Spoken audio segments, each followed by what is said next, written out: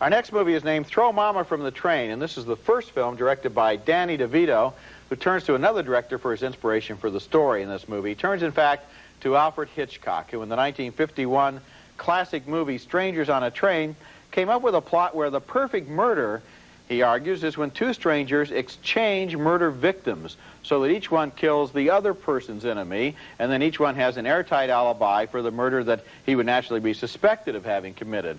Well, in Throw Momma from the Train, both Danny DeVito and his college instructor, Billy Crystal, have people that they want to kill. DeVito wants to kill his drill sergeant mother. No, Mama, I didn't. Yes, you did. No, Mama, honest to God, I didn't do it. You told them to take me away. And Crystal says, although he doesn't really mean it, that he wants to kill his ex-wife, who ripped off a best-selling book that he wrote. I would say that once I was divorced, blissfully divorced, a freedom overcame me, and I was allowed to be the writer, the artist that I was never allowed to be within the confines of my prison-like marriage. Crystal is only saying he'd like to kill his wife, but to his absolute horror, DeVito takes him seriously. I kill your wife, you kill my mama. That's fair. I am not killing your mother. You have to turn yourself in.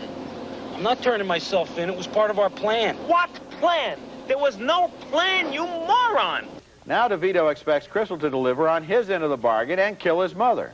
You don't have to blow her brains out or anything. Thank you. That takes the pressure right off.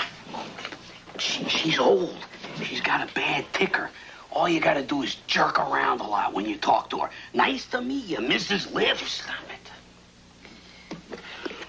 Well, just meet her. Maybe she'd be somebody you'd like to kill. Owen, what the hell's going on out there? Nothing, Mama.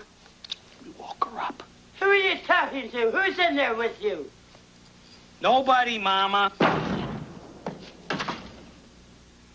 Who's this? This is Cousin Patty. He's gonna be staying with us for a while. Isn't that nice? You don't have a cousin Patty.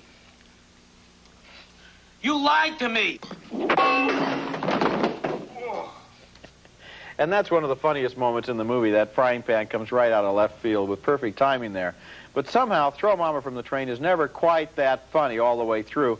Not as funny as I expected it to be with these two funny people in it. It doesn't have the kind of savage, satirical humor of the cult films that it seems inspired by, especially a film like Where's Papa? In fact, the best scenes in this movie are the quiet and whimsical ones, like the one, and I loved it, where DeVito shows Crystal his coin collection. And each coin is valuable, not because it's rare, but because DeVito remembers the happy day when he first got it. This is the nickel I got when my dad took me to the zoo. Now, that would be an interesting coin collection, and that kind of sweetness might have made a movie all of its own. But Throw Momma from the Train never quite works as the black comedy that it wants to be. I agree with you 100%. I think one of the problems is, first of all, Danny DeVito does not do a bad job directing this film. There's some very beautiful shots where he's framing himself as a small child, and he's showing his childlike qualities. That's why I think we're so attracted to those sweet scenes. But we're expecting here a very hard, fast, mean comedy.